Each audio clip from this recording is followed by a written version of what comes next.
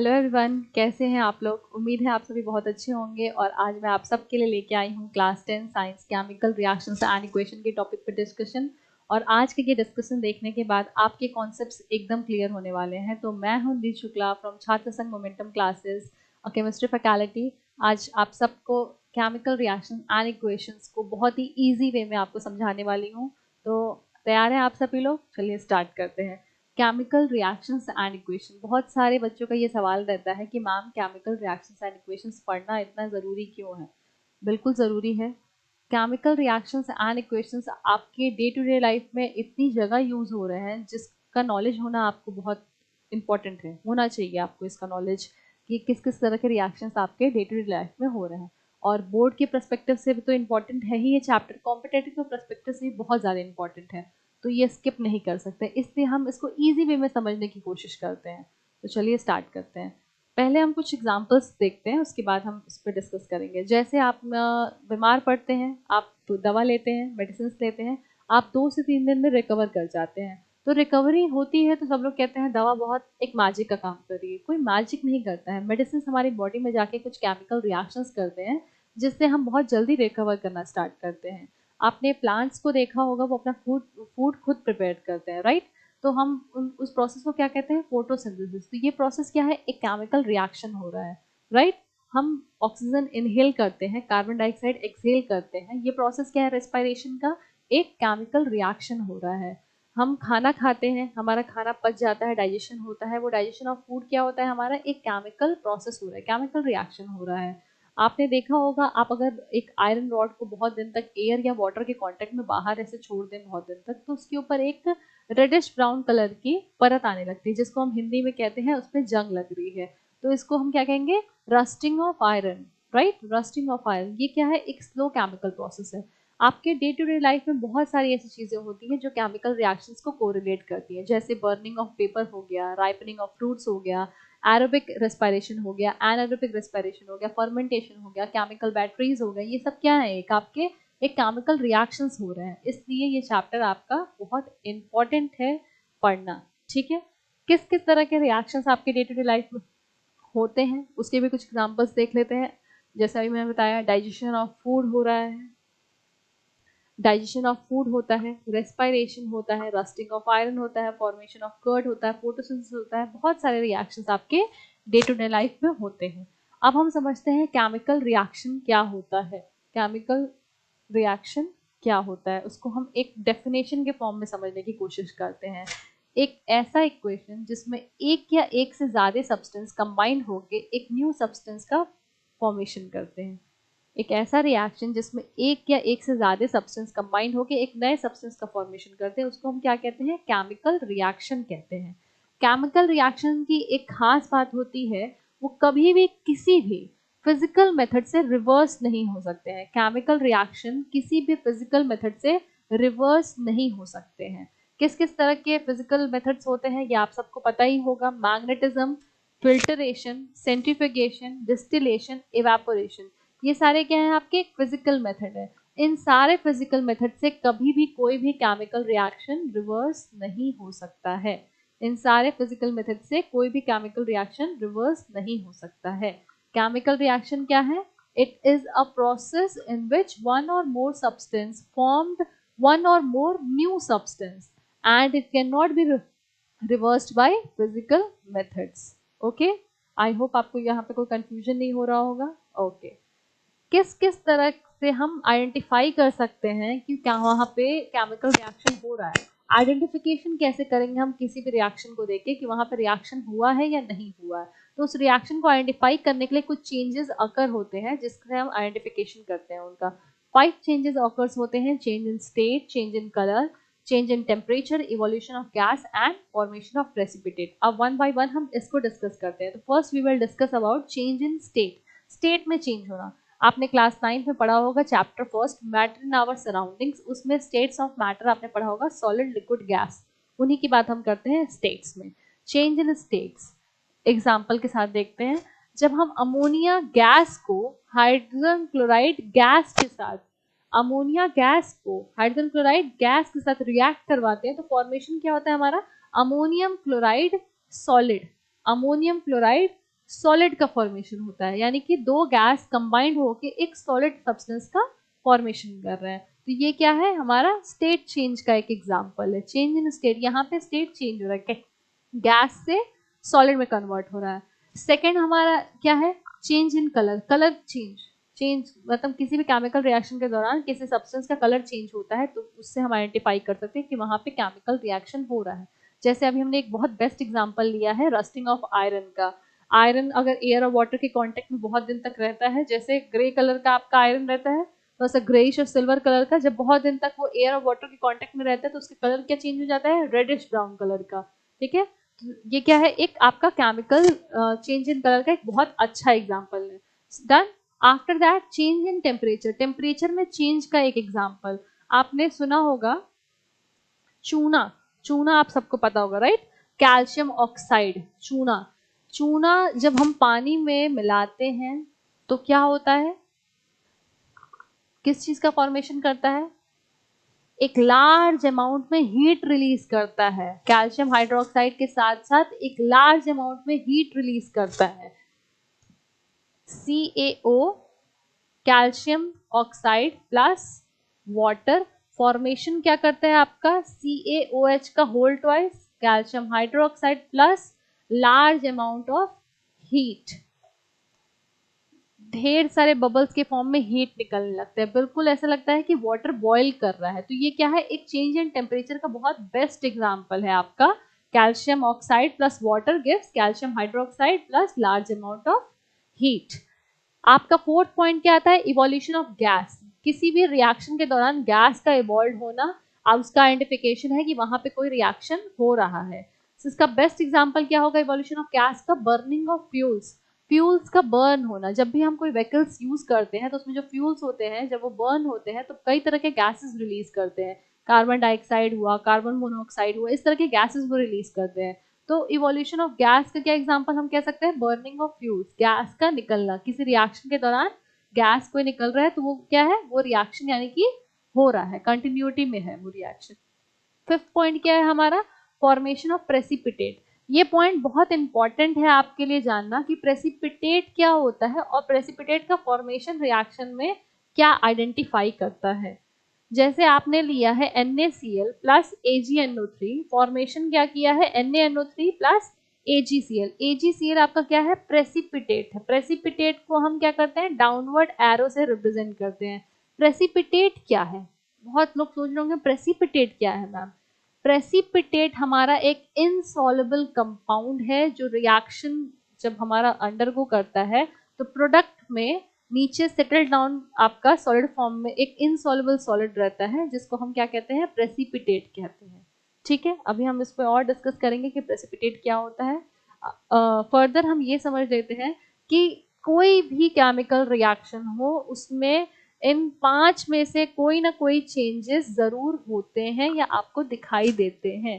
नहीं तो change in state होगा, नहीं तो चेंज इन कलर होगा, नहीं तो चेंज इन टेम्परेचर होगा, नहीं तो इवोल्यूशन ऑफ गैस होगा, नहीं तो फॉर्मेशन ऑफ प्रेसिपिटेट होगा। कोई ना कोई चेंजेस अकर जरूर होंगे। ऐसा भी हो सकता है कि कई सारे रिएक्शंस में आपका कलर चेंज भी एक साथ हो जाएगा, स्टेट भी चेंज हो जाएगा, या टेम्परेचर चेंज होगा, कलर चेंज हो जाएगा। मतलब ऐसा नहीं है कि सिर्फ एक ही आपको टाइप दिखाई देंगे, एक ही कैरेक्टर दिखाई देंगे, ये सारे कैरेक्टर्स भी आपको दिख सकते हैं। ठीक है, और 2-3 कैरेक्टर्स भी आपको दिखाई दे सकते हैं। Done, okay. Second, I hope आपको यहाँ तक कोई कंफ्यूजन नहीं होगा। ओके, कुछ बेसिक से एग्जांपल्स देखते हैं केमिकल रिएक्शंस के। जैसे आयरन प्लस सल्फर फॉर्मेशन क्या करता है हमारा, आयरन सल्फाइड का फॉर्मेशन करता है। आयरन प्लस सल्फर कंबाइंड होकर फॉर्मेशन करता है हमारा, एक प्रोडक्ट बनाता है आयरन सल्फाइड। जब मीथेन ऑक्सीजन के साथ रिएक्ट करता है तो फॉर्मेशन क्या करता है, कार्बन डाइऑक्साइड प्लस वाटर का फॉर्मेशन करता है।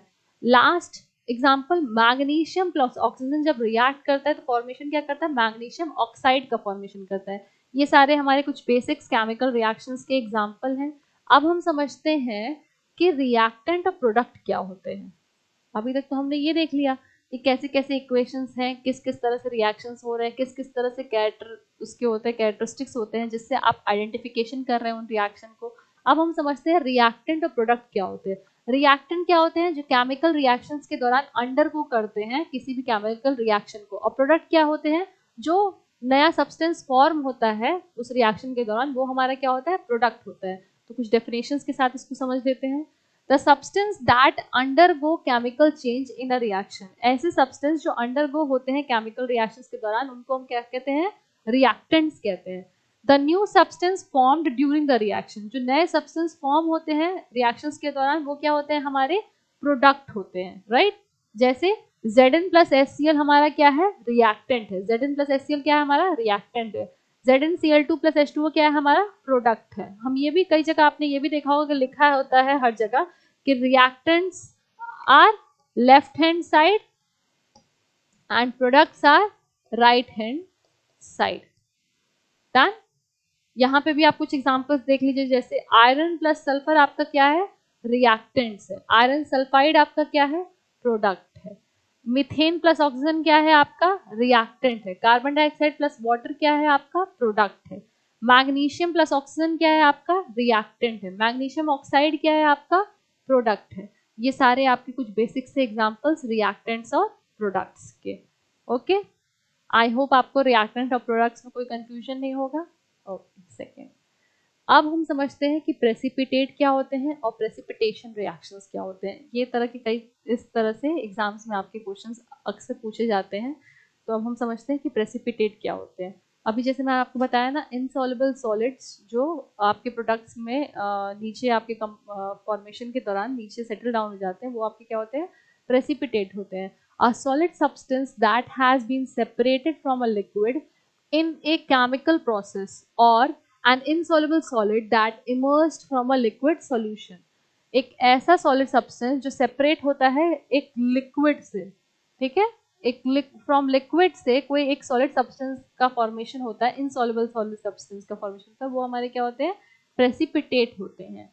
प्रेसिपिटेशन रिएक्शन क्या होता है, the reaction in which two or more solution combine to form a precipitate. ऐसे रिएक्शन जिसमें एक या एक से ज्यादा लिक्विड सॉल्यूशन कंबाइन होकर एक सॉलिड इनसॉल्युबल सब्सटेंस का फॉर्मेशन करते हैं, उसको हम क्या कहते हैं, प्रेसिपिटेट कहते हैं। डन। इसमें नोट करने वाला पॉइंट क्या है कि precipitates are reactions are always irreversible. Precipitate reactions क्या होते हैं, हमेशा इररिवर्सिबल इन नेचर होते हैं, वो कभी भी रिवर्स नहीं हो सकते। अब इसका एक अच्छा सा एग्जांपल समझ लेते हैं। When we add silver nitrate and potassium chloride together, जब हम सिल्वर नाइट्रेट और पोटेशियम क्लोराइड को कंबाइन करके फॉर्मेशन करते हैं तो हमारा प्रोडक्ट में क्या मिलता है हमको, silver chloride plus potassium nitrate. तो सिल्वर क्लोराइड क्या हमारा बनता है, प्रेसिपिटेट बनता है, एक इनसॉल्युबल सॉल्ट बनता है इस रिएक्शन के दौरान। ये क्या है हमारा, सिल्वर क्लोराइड। प्रेसिपिटेट को हम कैसे शो करते हैं, डाउनवर्ड एरो से, डाउनवर्ड एरो से। डन। ओके, तो यहाँ तक आप, आई होप आप में से किसी को कोई कंफ्यूजन नहीं होगा। नेक्स्ट, अब हम समझते हैं केमिकल इक्वेशन क्या होता है। अभी तक हमने देखा है कि केमिकल रिएक्शंस एंड इक्वेशंस पढ़ना क्यों जरूरी है, केमिकल रिएक्शंस होते क्या हैं, केमिकल रिएक्शंस को आप आइडेंटिफाई कैसे करते हैं, उसके 5 तरह के जो कैरेक्टरिस्टिक होते हैं, change in temperature, change in colour, change in state, evolution of gas, formation of precipitate. उसके बाद हमने देखा है कि रिएक्टेंट और प्रोडक्ट्स क्या होते हैं। अब हम समझते हैं केमिकल इक्वेशन क्या होता है। केमिकल इक्वेशन बहुत सिंपल सी चीज होती है, एक सिंबॉलिक रिप्रेजेंटेशन होता है। आप सिंबल्स और फॉर्मूला से किसी भी केमिकल रिएक्शन को हम रिप्रेजेंट करते हैं, उसको हम क्या कहते हैं, केमिकल इक्वेशन करते हैं। अब इसको एक डेफिनेशन के साथ हम इसको समझते हैं। A chemical equation is the symbolic representation of a chemical reaction in the form of symbols and formulas। Chemical equations क्या होते हैं, एक सिंबॉलिक रिप्रेजेंटेशन होता है किसी भी केमिकल रिएक्शन का सिंबल्स और फॉर्मूला के फॉर्म में।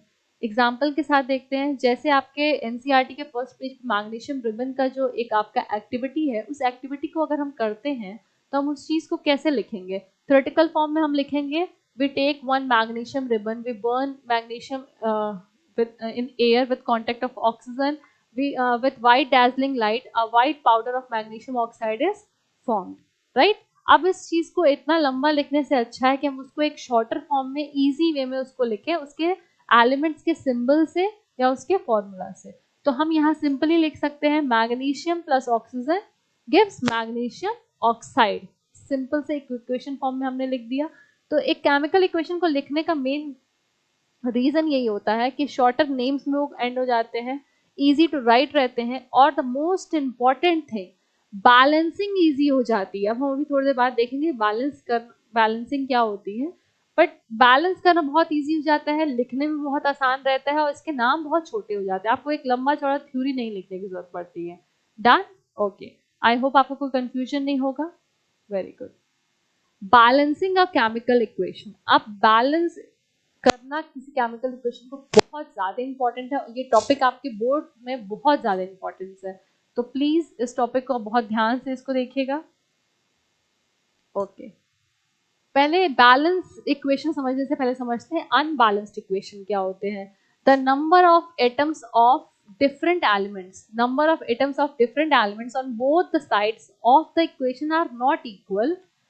ऐसे रिएक्शंस या ऐसे इक्वेशन जिसमें जो नंबर ऑफ एलिमेंट्स हैं वो दोनों तरफ रिएक्टेंट प्रोडक्ट साइड्स में इक्वल नहीं है, उसको हम क्या कहते हैं, अनबैलेंस्ड इक्वेशन कहते हैं। और अनबैलेंस्ड इक्वेशन का एक और नाम होता है स्केलेटल इक्वेशन। स्केलेटल इक्वेशन, तो सिंपली हम क्या कह सकते हैं कि ऐसे इक्वेशन जिसमें जितने एलिमेंट्स प्रेजेंट हैं वो रिएक्टेंट प्रोडक्ट साइड्स में इक्वल नहीं है, उनको हम कहेंगे unbalanced equation.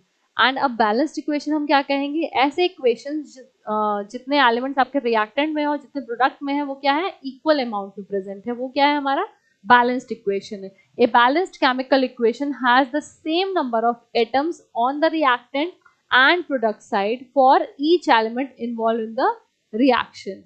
See, Mg plus O2 gives MgO and in the balanced equation 2Mg plus O2 gives 2MgO. अब बहुत सारे बच्चों को कंफ्यूजन हो रहा होगा कि ma'am 2MgO plus O2 gives 2MgO, ये 2 क्या है, ये 2 आया कैसे है। अब इस चीज को हम समझते हैं कि ये 2 कैसे आया है।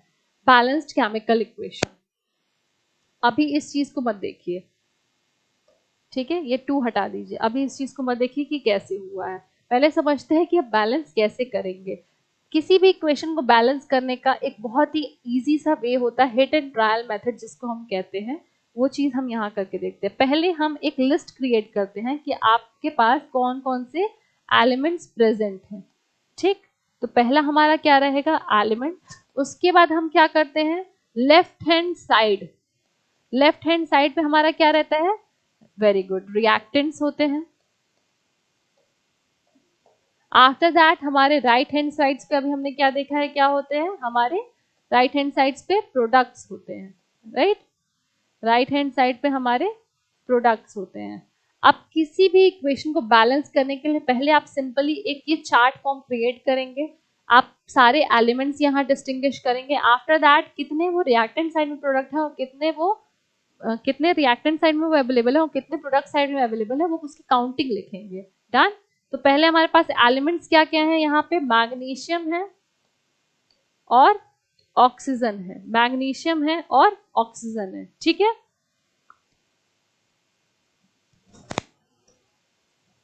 मैग्नीशियम और ऑक्सीजन। आपका रिएक्टेंट साइड में मैग्नीशियम कितना है, 1 है, और आपका प्रोडक्ट साइड में मैग्नीशियम कितना है, 1 है। आपका ऑक्सीजन रिएक्टेंट साइड में 2 है और आपका प्रोडक्ट साइड में 1 है। ये आपको यहाँ पे एकदम क्लियरिटी से समझ में आ रहा होगा कि ये इक्वेशन क्या है, एक अनबैलेंस्ड इक्वेशन है, राइट। ये इक्वेशन क्या है, आपका एक अनबैलेंस्ड इक्वेशन है, क्योंकि आपका ऑक्सीजन रिएक्टेंट प्रोडक्ट साइड में इक्वल नहीं है। और बैलेंस्ड इक्वेशन का मतलब क्या होता है, सारे एलिमेंट्स रिएक्टेंट प्रोडक्ट साइड्स में इक्वल होने चाहिए। तो अब इसको हम बैलेंस करने के लिए क्या करेंगे, द स्मॉलेस्ट इवन नंबर से इसका मल्टीप्लीकेशन करेंगे। किसी भी इक्वेशन को बैलेंस करने के लिए सबसे स्मॉलेस्ट नंबर से उसको हम मल्टीप्लाई करते हैं, कोशिश करते हैं कि स्मॉलेस्ट नंबर से ही उसको मल्टीप्लिकेशन करके उसको प्रोसीड करें, बट आप नंबर इंक्रीज भी कर सकते हैं। डन। तो यहाँ पे ऑक्सीजन को बैलेंस करने के लिए प्रोडक्ट साइड में हम क्या करेंगे, 2 से मल्टीप्लिकेशन करेंगे। डन, 2 से मल्टीप्लिकेशन करेंगे। आफ्टर दैट जब हम यहाँ पे 2 से मल्टीप्लाई करके इस चीज को लिखेंगे, आ जाओ,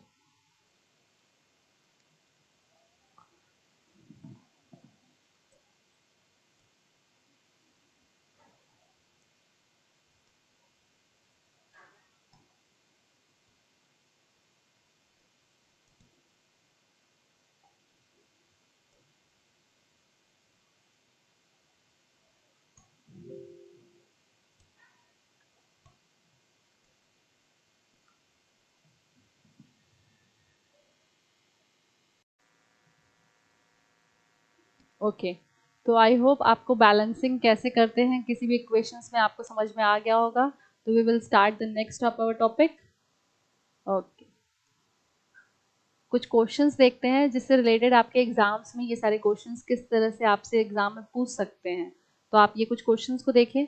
what happens when magnesium ribbon Burns in air. Magnesium ribbon जब एयर में बर्न होता है तो क्या क्या चीजें हो सकती हैं. When magnesium ribbon burns in air, it combines with the oxygen to form a magnesium oxide. As we all know, magnesium जब burn करते हैं हम air में तो वो ऑक्सीजन के साथ react करके formation करता है हमारा magnesium oxide का. तो इस चीज को हम कैसे लिखेंगे. Magnesium reacts with oxygen to form a magnesium oxide with white dazzling light and produce a white powder of magnesium oxide. Done? Okay. Our second question is, would you call digestion of food in our body a chemical change? अभी मैंने ये discuss किया है कि digestion of food is a chemical change. तो how will you write this answer in your exam? Yes, digestion of food is a chemical change because enzymes in the stomach and intestines break down large macromolecules into simpler molecules so that the food can absorb the body can absorb the food easily. Done. Digestion of food is a chemical change. क्या process होता है? I have already mentioned the answer on the board only. You all have to write this. And after that, the third question, which mostly asked in the exam, tell reactant and product in the given reactions. I have already discussed reactant is on the right hand side and the product is on the reactant is on the left hand side and the product is on the right hand side. In AgNO3 and NaCl, this is the reactant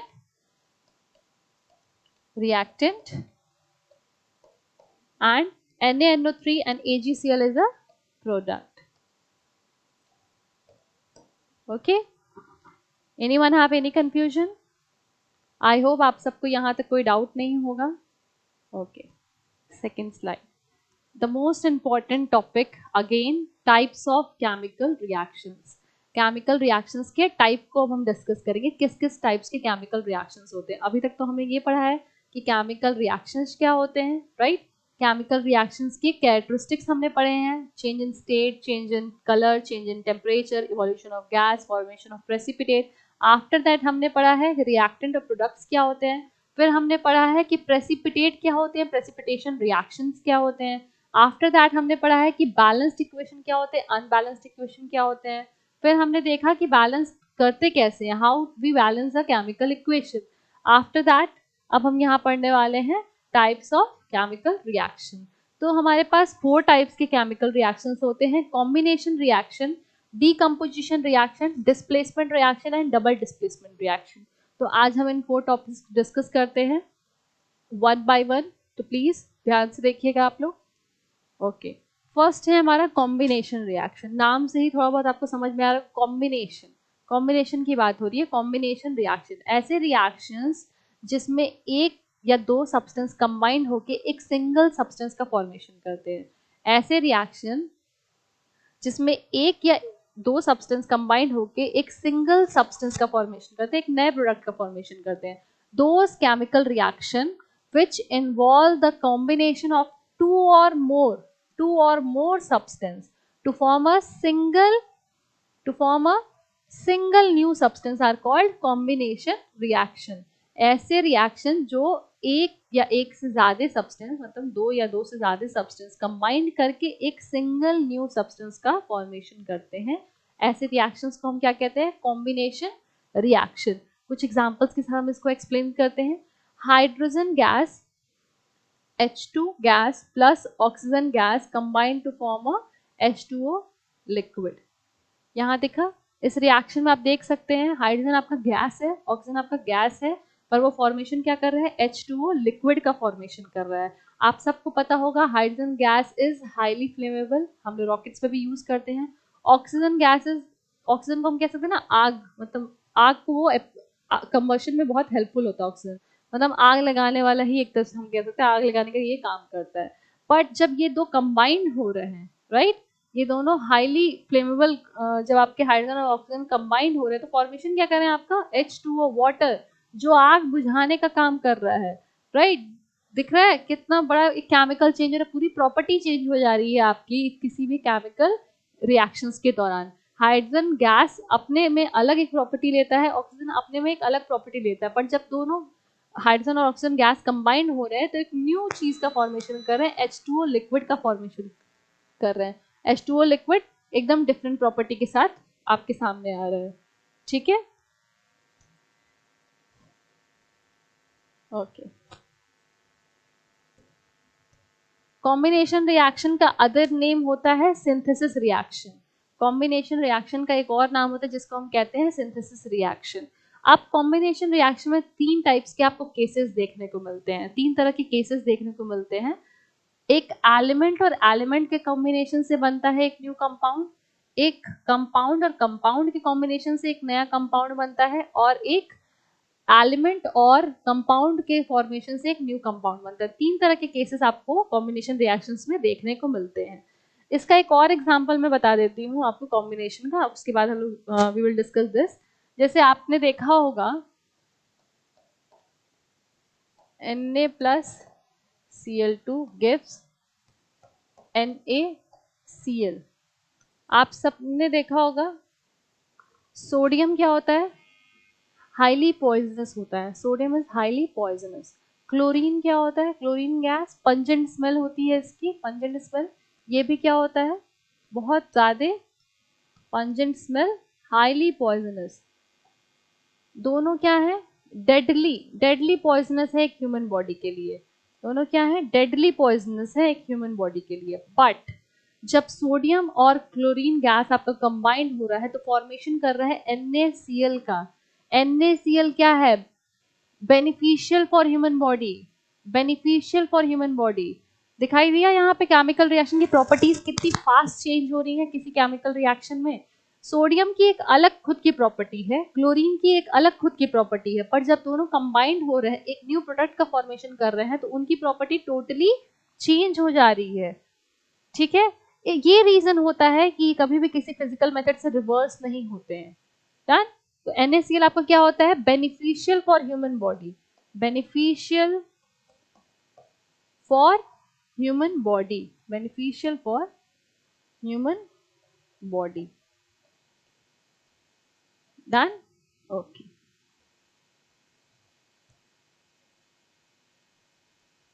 चलिए, okay, तो पहला case देखते हैं हम यहाँ पे। First case हमारा यहाँ पे क्या है,